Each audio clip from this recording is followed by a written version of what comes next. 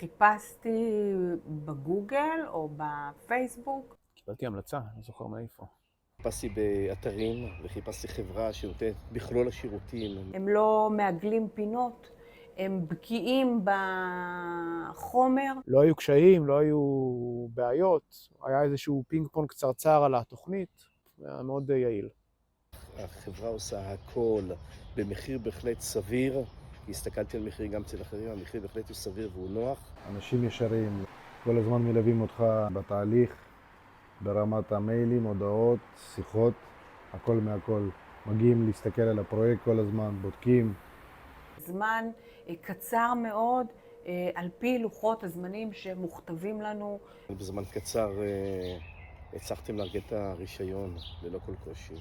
כשאני ממליצה על משרד מוזס תכנון ורישוי, אני ממליצה בלב שלם, משום שאני יודעת שהם נותנים שירות מקצועי, הם כותבים את האמת.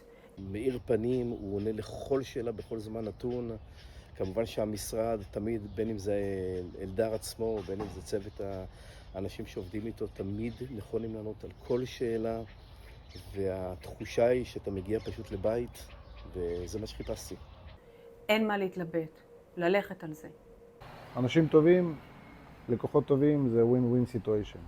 אני הגעתי לחברת מוזס, ואני מברך על זה בכל רגע.